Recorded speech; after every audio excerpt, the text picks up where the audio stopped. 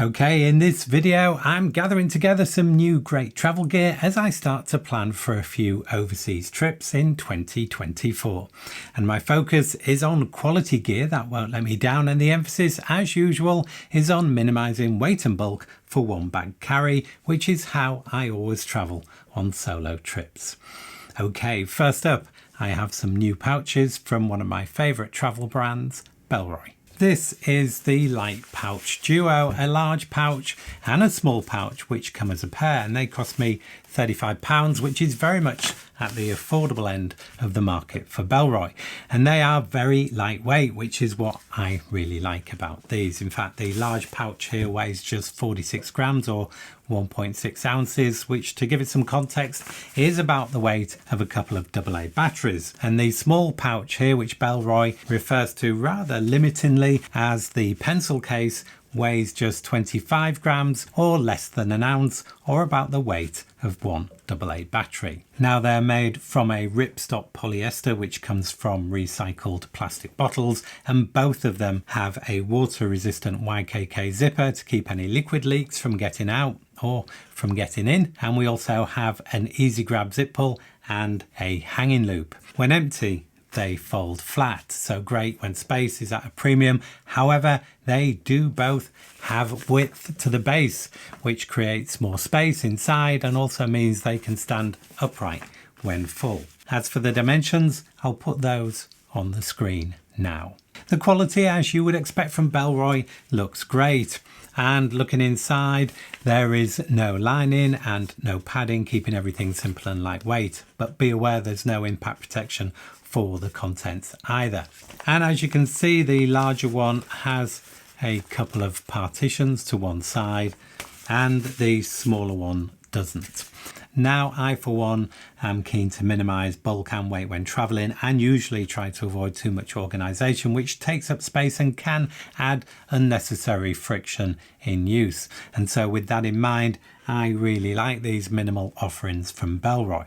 So I'm planning to put these into good use. I'm going to use the small pouch for my overseas travel tech kit, and the larger one will become my new toiletry pouch. And I have some interesting new additions to both the tech pouch and the toiletry pouch to come. But first, I'd like to introduce some brand new travel shorts from Irontide, who've been featured on the channel before, and I'm very happy to say are this week's channel sponsor. So I backed the original Irontide adventure shorts on Kickstarter a couple of years back because they had solved a problem which is familiar to most travellers, which is what do you do with your phone, wallet and possibly your car keys when you want to go for a swim? Do you leave them on the beach by the water and hope they won't be swiped, or do you put them in a dry bag and drag them out to sea with you? Neither of which is ideal. Well, Irontide fixed this problem by having a large, fully waterproof pocket, which is sealed with a very effective magnetic closure system developed by Fidlock, who are known for their quality. And it's so good, it can protect your gear down to a depth of 100 feet. Now, I've used the shorts on all my travels since then, including trips last year to Croatia and Thailand, and they have performed brilliantly, taking away the stress of leaving the phone and the wallet behind and instead keeping them safe and secure with me. And I now wouldn't travel without these shorts. These are the original all-terrain adventure shorts I purchased some time back, and these are super versatile, being just as home on the trail and in the city as well as on the beach. They feature 5 pockets, including the waterproof pocket and a zipped cargo pocket, and they also have this D-loop for attaching keyring items and other gear. Now, what I have here is the new 2.0 hybrid shorts, and these have a more swim and beach focused style, which I really like. These have an elasticated waist and a draw cord instead of the belt loops we see on the adventure shorts, and we also lose the D-loop and the cargo pocket for a cleaner look, and we also have a slightly shorter leg. Here we have 3 pockets. We have the waterproof pocket and then a deep pocket on the opposite side, and we also have a zipped back pocket. We also have a mesh lining in the hybrid shorts for added comfort, which is a really nice addition. And the material used here feels a little bit lighter, and it's called Aqualite, and it offers water repellency. It's got a comfortable 4-way stretch, UV protection, and is ultra quick drying. It's also breathable with moisture wicking and antimicrobial properties to stay fresher for longer. Now, I've not had a chance to test these out as yet, as they've just arrived, but they will without doubt be coming with me on my next trip. So there you have it. We have the all-terrain adventure shorts and these new more swim focused or beach focused hybrid shorts. Both great options and both featuring that game-changing waterproof pocket. And as always, I'll include links in the description below if you want to know more. And a big thank you to Irontide for sponsoring this video. So here is my lightweight travel tech kit, and my needs here are pretty basic, with the main elements being a fast charger and cables. Now, the charger in here is new, as I've recently been on the lookout for the smallest charger I can find. And this one is the Minix Neo P1, and it's just 50 millimeters or 2 inches square and just 25 millimeters or 1 inch thick. And being a travel charger, you have here a built-in US plug, and then you also get a UK plug and a European plug, which just slide on, and that covers most places. The weight for the charger and all the plugs is 157 grams or 5.5 ounces, and this cost me £40 on Amazon and is $37 in the US. And despite the small size, the maximum output of this is an impressive 66 watts, which is down to the use of GaN or gallium nitride technology, which is something you should always look out for in a charger to minimize size and weight. And as a comparison, here is my 65 watt Apple charger, which looks like this. We have 3 outputs here. We've got 2 USB-C, which is the most used and the most desirable, and 1 USB-A, which is still important, as there are some USB-C charge devices out there which will only charge from a USB-A output. Now, I've mentioned the maximum power output is 66 watts. However, if you use both USB-C outputs, it will equally split the power between the two, so a maximum of 30 watts each. So be aware of that, because if you look at negative reviews on this product, a lot relate to this sharing of power as if it's a fault, when in fact it's perfectly normal behavior for chargers of this type. Now, I don't have a lot of experience with the Minix brand, and actually UGreen chargers would normally be my first choice, but they don't have a travel charger which is as compact as this one. They do though have a new range of chargers with a fixed plug under the Nexode Pro branding, and as you might expect, these are also GaN chargers.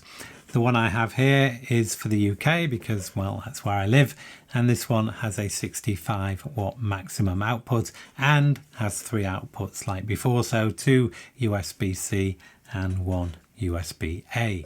The power distribution though here is different. The top USB-C can deliver the maximum 65 watt output, but if you use both USB-C ports, then you have a maximum of 45 watts on the top port and 20 watts on the other, and that means you can choose which device you want to prioritize to charge at that faster 45 watt rate. If though you want to charge the 2 USB-C devices at the same rate like you can on the Minix, then with this one you're out of luck. If you compare the UGreen size with the Minix, it is slightly larger, but it's also about 15 grams or half an ounce lighter with the UK plug attached, so on balance there's very little in it overall. Although the UGreen does come in at £50 or $56, which is quite a bit more than the Minix. If I compare the two, I actually prefer the UGreen charger, as I have more confidence in the brand and I prefer the look and overall quality feel.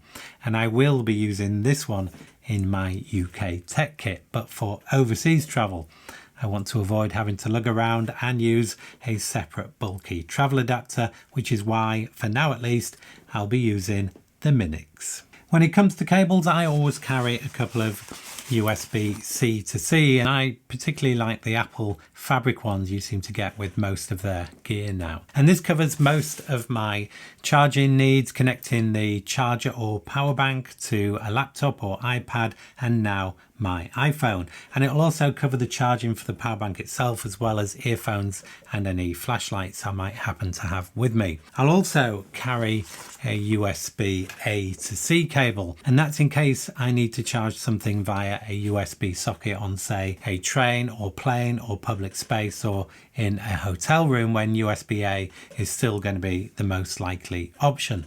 I do, though, now use a data blocker like this one in public spaces, and this physically removes the data connection to prevent juice jacking, and that's where malware is installed through a corrupted USB port in a public space, which can potentially lock your device or export your personal data and passwords directly to someone very dodgy. And the data blocker goes between your charging cable and the charging source, and only carries through the power connections to allow for charging, and completely disconnects the data wiring to remove the risk of the device being hacked.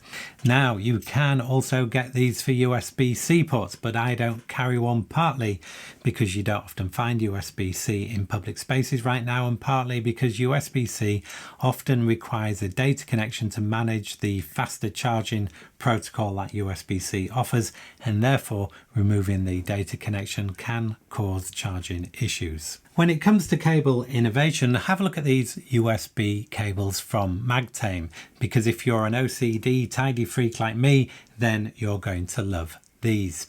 What we have here are magnetic cables that almost tidy themselves, because the whole length of the cable is, it would seem, both magnetic and ferrous, and attracts to itself, and that makes these a breeze to coil back up after use, which can take literally just a couple of seconds, and it is really satisfying. If you completely unravel the cable for maximum length, then it can take a couple of seconds longer, but either way you can say goodbye to the tangled cable chaos. And there are lots of options to choose from. For a start, you can choose the round profile called the O cable, or flat profile called the C cable.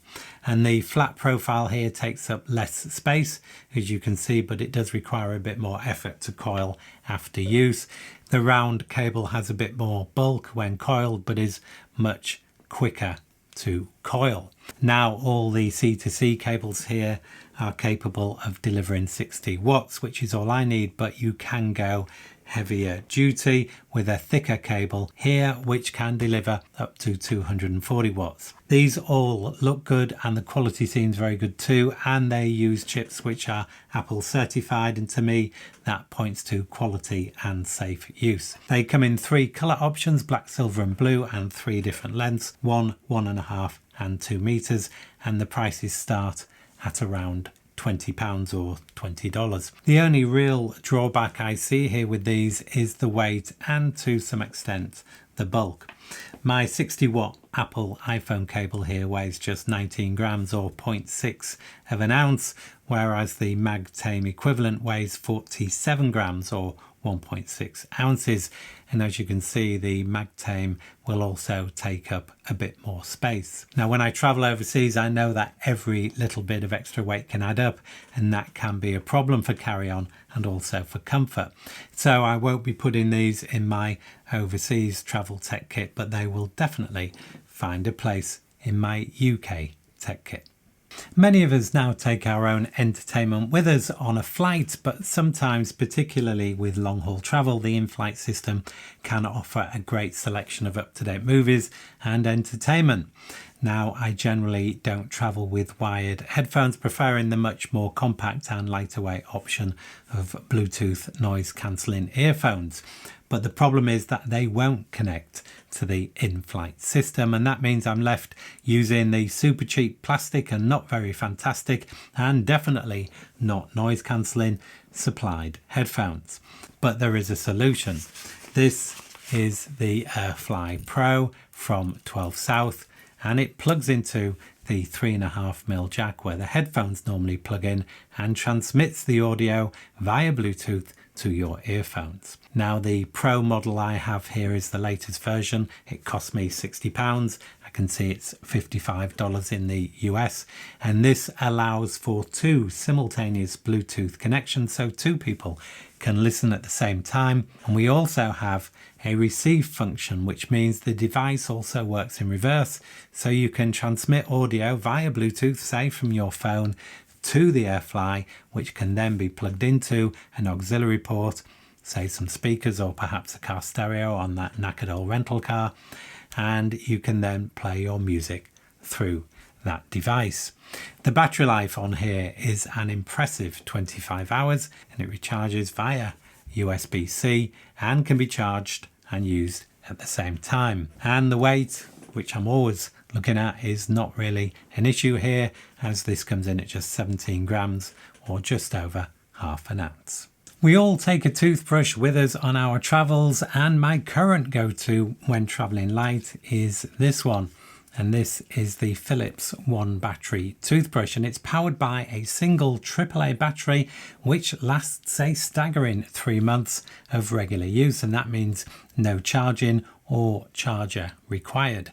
It's sonic, so it vibrates to clean your teeth, and that works well.